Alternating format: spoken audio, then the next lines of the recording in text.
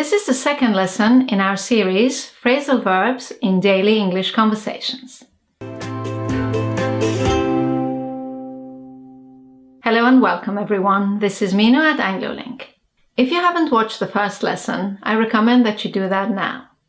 This is important because I explained some general rules about phrasal verbs that you need to know before you practice them in conversation. To watch the first lesson, you can either click on this image, or if you're watching on a mobile device, you will find a link in the description. If you've already watched the first lesson, then you're ready to carry on with this one. We're now going to practice some new phrasal verbs and expressions in a new dialogue. Just remember to repeat each sentence first with the non-phrasal expression and then with the phrasal expression, so that by the end of the lesson you have a really good grasp of the meaning and usage of these expressions. Right then, when you're ready, we can begin. Phrasal verbs in daily conversations. Lesson 2. Here is a summary of the points you need to know about phrasal verbs from the first lesson. Click here if you haven't watched the first lesson. Point 1. Phrasal verbs are verbs that consist of a short verb, for example, go, come, get, plus a preposition, for example, up, in, on, etc. Point 2. Most phrasal verbs have non-phrasal synonyms. For example, you can give up smoking or stop smoking. Point 3. You can express yourself without phrasal verbs by using alternative verbs or expressions. However, it is important to know the common phrasal verbs in order to understand native speakers in daily conversations. Point 4. The only way to learn phrasal verbs is in context and within sentences. Do not waste your time memorizing them from a list. Point 5. Some phrasal verbs have two or more meanings. For example, take up can mean begin a new activity, or it can mean accept an offer or an invitation. Point 6. Some phrasal verbs can be separated by the object. For example, you should give up this job, or you should give this job up. In separable phrasal verbs, if you replace the object by a pronoun, you must put the pronoun between the two parts. Should I give up this job? Yes, you should give it up, not give up it. Point 7. Some phrasal verbs cannot be separated by the object. For example, I came across the book by chance. Not I came the book across by chance. Even if you replace the book by the pronoun it will not come between the verb and the preposition. I came across it by chance, not I came it across by chance. And the final point, some phrasal verbs take a second preposition. For example, I must catch up on my emails. Alright then, let's practice some new phrasal verbs and expressions in a dialogue. Remember to repeat both sentences with and without the phrasal expression. Shall I continue reading?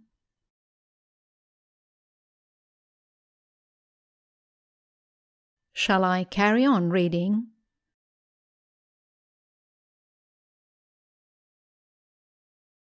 No, I think you should stop.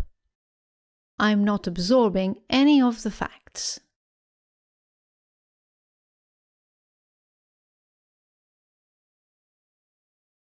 I'm not taking in any of the facts.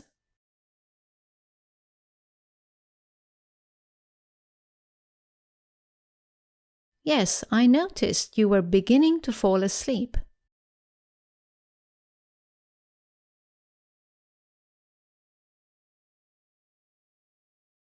Yes, I noticed you were nodding off.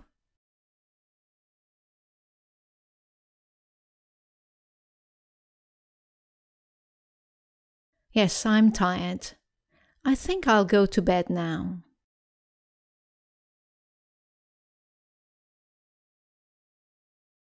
I think I'll turn in now.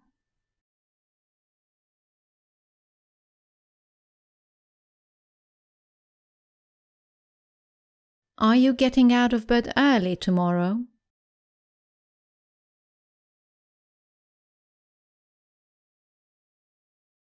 Are you getting up early tomorrow?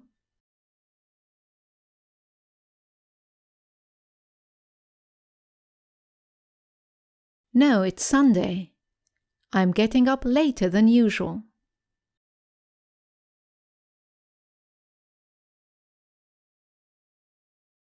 I'm lying in. When can we progress with this then?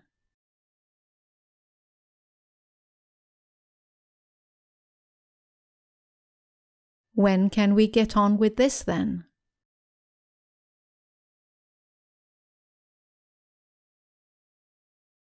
It isn't urgent, is it?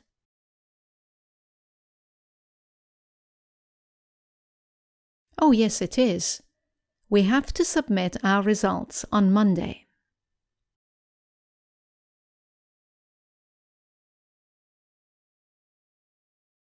We have to hand in our results on Monday.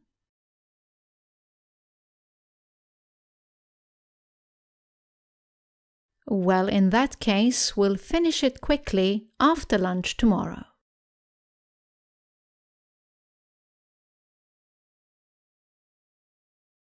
Well, in that case, we'll crack on with it after lunch tomorrow.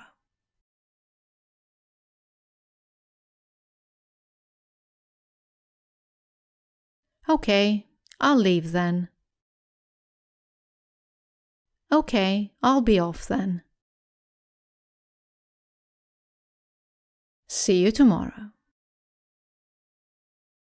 Okay, let's move on to exercises. Complete the gaps below to see how many of these phrasal verbs you can remember. Number 1. Do you need to finish this work quickly? Yes, I must. This.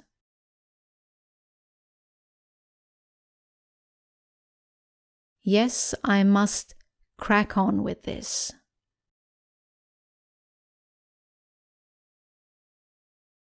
Number 2. My assignment has to be by Wednesday.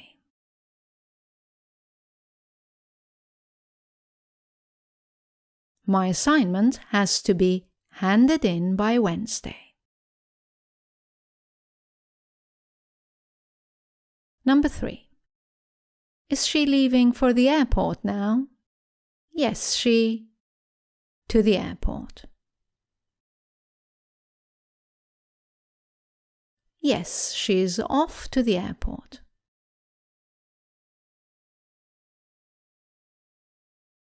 Number 4. He seems to be with his homework rather well.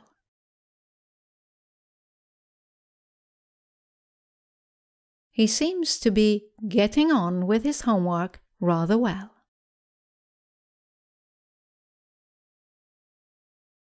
Number 5. Shall I continue?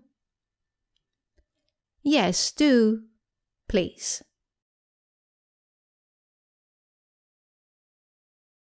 Yes, do carry on, please. Number 6. Do you like staying in bed longer at the weekend? Yes, I love to at the weekend.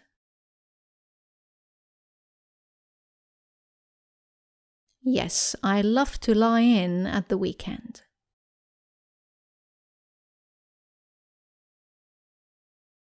Number 7. Has he fallen asleep in front of the television? Yes, he has. Yes, he has nodded off. Number 8. My head is completely full. I can't any more information.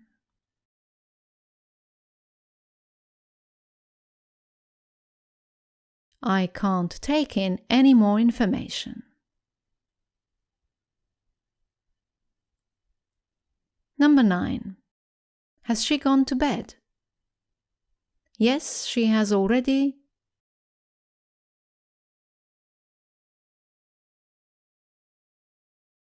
Yes, she has already turned in.